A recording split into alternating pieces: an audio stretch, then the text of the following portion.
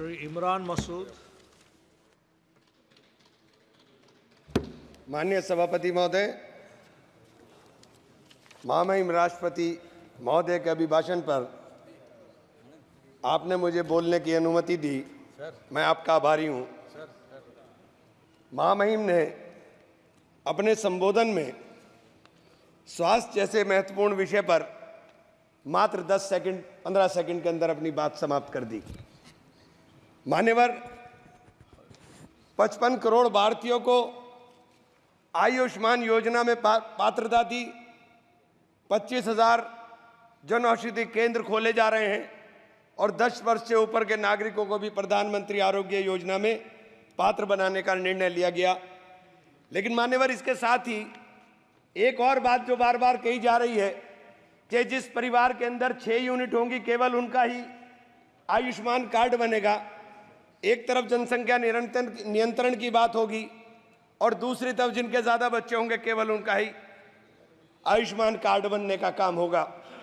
आयुष्मान योजना के अंदर जब आप प्रगति का जश्न मनाते हुए इस चुनौती को भी स्वीकार करिए कि इस योजना में लगभग 34 करोड़ कार्ड जारी किए गए, जिनमें से 6.5 करोड़ 80 लाख लाभार्थियों को उपचार मिला। 55 करोड़ में से अभी भी 20-21 करोड़ के लोगों को कार्ड इस योजना के शुरू होने के 6 वर्ष 6 माह के बाद भी देश के अंदर नहीं मिल पाए। मान्यवर, एक ही टेलीफोन नंबर के ऊपर जिस प्रकार से लाखों कार्ड एक टेलीफोन नंबर के ऊपर लाखों 7.5 लाख आयुष्मान कार्ड बना दिए गए। ये मान्यवर सरकार ने ही पकड़ा है, ये मैंने नहीं, सरकार ने ही पकड़ा है, ये सरकार ने ही बताया है। एक ही नंबर के ऊपर ये एक योजना लोगों के भलाई के लिए, लोगों के अच्छाई के लिए ये योजना थी। लेकिन इस योजना की अंदर जो खामियां हैं, मैं केवल उनके तरफ ध्यान दिलाने का काम कर रहा हूं। आयुष्मान योजना के जिस SECC डाटा सूची को बिना वेरिफिकेशन और जांच का आधार माना गया, उस सूची में भारी विसंगति है। 100 करोड़ रुपए की प्रॉपर्टी वालों के आयुष्मान बन गए, अल्पसंख्यकों के, दलितों के, आदिवासियों के और पिछड़ों के जो गरीब परिवार हैं उनके कार्ड नहीं बन पाए। मान्यवर, मैं ये बात आपसे कहना चाहता हूं। मान्यवर, मैं ये बात आयुष्मान योजना के ऑडिट में भी कैग ने गंभीर अनियमितताएं पाई थी। माननीय अध्यक्ष जी, हेल्थ सर्विसेज हमारे देश के लिए, चूंकि जिस देश का नौजवान स्वस्थ होगा, जिस देश का नौजवान स्वस्थ होकर के काम करेगा, वही देश तरक्की करेगा।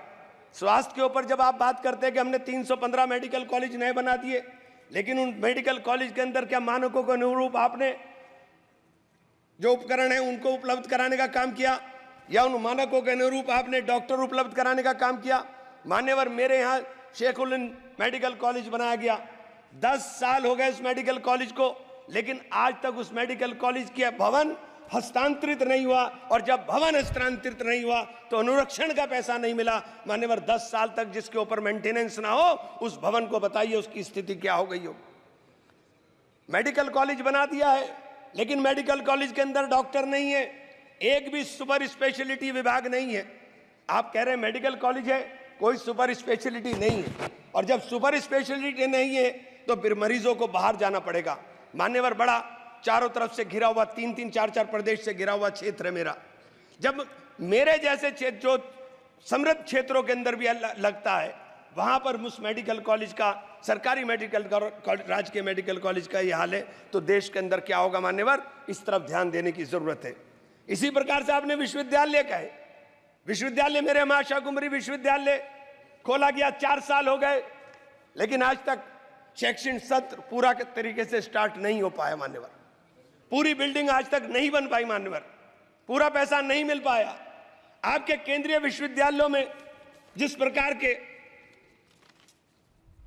45 केंद्रीय विश्वविद्यालयों में 30% से अधिक शिक्षण पद खाली पड़े हुए। मान्यवर, 30% से अधिक। एएमयू एक बहुत बड़ा शिक्षण संस्थान है जहां शिक्षकों का अभाव है, उसका फंड लगातार काटा जा रहा है। किशनगंज के अंदर उसकी जो ब्रांच थी वो ब्रांच ऑलमोस्ट बंद होने के कगार पर आ गई। मान्यवर, इन संस्थाओं से गरीबों के बच्चे पढ़कर निकल रहे हैं।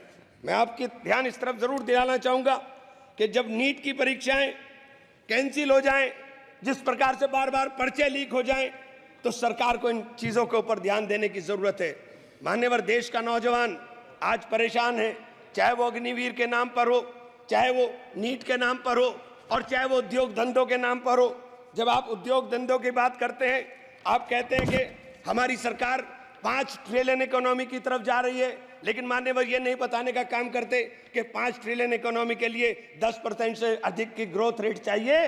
आपकी ग्रोथ रेट क्या है साथ मान्यवर, जब मैं आपका ध्यान इस रोजगार के गंभीर विषय की तरफ रखूंगा, राष्ट्रीय सांख्यिकी मंत्रालय NSO द्वारा असंगठित क्षेत्र में उद्यमों के सालाना सर्वे में जो चौंकाने वाला तथ्य है वो ये है मान्यवर के जुलाई 2015 से सितंबर 2023 के बीच भारत में लगभग 18 लाख फैक्ट्रियां बंद हुई हैं, जिसमें 54 लाख से अधिक लोगों की नौकरियां चली गईं। विनिर्माण क्षेत्र में असंगठित व्यक्तियों की संख्या 157 लाख से घटकर 178.2 रह गई, जो 9.3% गिरावट है। मान्यवर, ये छोटी छोटी जो फैक्ट्री हैं, ये असंगठित क्षेत्र के उद्यम थे। इन असंगठित क्षेत्र के अंदर कुल 10 करोड़ 96 लोग काम कर रहे हैं। मान्यवर, ये सरकार के आंकड़े हैं। मैं इसलिए ये बात कहना चाहता हूं कि जब आप 5 ट्रिलियन की बात करते हो तो आपका निर्यात और आयात आपको देखना पड़ेगा कि आपके आयात के ऊपर निर्भरता कितनी हो गई है। निर्यात लगातार आपके देश के अंदर घट रहा है। मान्यवर, मेरे यहाँ काष्ठ कला उद्योग है, पूरे विश्व के अंदर सहारनपुर का फर्नीचर जाना जाता है। हमारे यहाँ 1500 करोड़ का कारोबार होता था, लेकिन 1500 करोड़ का कारोबार घट करके 800 करोड़ पर आ गया। मान्यवर, जब 800 करोड़ पर मेरे अकेले एक डिस्ट्रिक्ट के अंदर कारोबार आ रहा है, मान्यवर 650 जिले हैं इस देश के अंदर, 650 से जिलों से अंदर क्या स्थिति होगी। मेरे यहाँ दूसरा काम हौजरी का चल रहा था। हौजरी का भी पूरा का पूरा देश के अंदर हमारी यहाँ से सप्लाई होती है, लेकिन हौजरी के उद्योग के लिए हमारे यहाँ किसी प्रकार का कोई नहीं। अगर टेक्सटाइल पार्क, मान्यवर मेरी मेडन स्पीच है और आपसे अनुरोध है कि मुझे कम से कम 5 मिनट दे दे, कम से कम। मान्यवर, टेक्सटाइल और गारमेंट पार्क हमारे यहाँ अगर बनाए जाएंगे तो इनमें 2.5 लाख लोग रोजगार के अंदर लगे हैं। इन लोगों को रोजगार मिलने का काम होगा। अगर इनको रोजगार मिलेगा मान्यवर, तो मैं ये कहना चाहता हूं, आप जो 5 ट्रिलियन का लक्ष्य लेकर चले हैं, जब तक नौजवान को रोजगार नहीं मिलेगा, जब तक आप उस लक्ष्य को प्राप्त नहीं कर सकते। आप बार बार मान्यवर लगातार चल रहा है कि कानून देश में कड़े बनाए जा रहे हैं, लेकिन भीड़ अनियंत्रित होकर के जिस तरह से लोगों को मारने का काम कर रही है, जिसे मॉब लिंचिंग कहते हैं। मेरे जनपद में, मेरे मंडल में 3 लोगों को छत्तीसगढ़ के अंदर मारा गया। मान्यवर, उत्तर प्रदेश के अंदर, अलीगढ़ के अंदर इस प्रकार के भीड़ तंत्र ने एक व्यक्ति की हत्या की। मान्यवर, आगरा के अंदर 2 लोगों ने आत्महत्या की, केवल पुलिस के उत्पीड़न से तंग आकर के। मान्यवर, फिरोजाबाद के अंदर एक कैदी मारा गया, जो पुलिस सही सलामत उठा करके ले गई। जो ये हालात देश के अंदर बन रहे हैं, आप कानून सख्त करने की बात कर रहे हैं। मान्यवर, ये कानून सख्त करने से केवल काम नहीं चलेगा, उसके ऊपर अमल करने से काम चलेगा। मान्यवर, अमल होना चाहिए। Please conclude, please. 2 मिनट मान्यवर, बस 2 मिनट में कर दूं। अगर आप, मैं आपसे मान्यवर जरूर एक बात जरूर कहना चाहूंगा। मेरे क्षेत्र में मां शाकुंभरी बहुत बड़ी सिद्धपीठ है। बाहर 10 साल से मान्यवर, पिछले 10 साल से दिल्ली यमुनोत्री नेशनल हाईवे अधूरी स्थिति के अंदर पड़ा हुआ है। बार बार बड़ा शोर मचाया जाता है कि सब पूरा हो रहा है, लेकिन आज तक नहीं हुआ। उस सिद्धपीठ के जाने का रास्ता मान्यवर उस हाईवे से जाता है।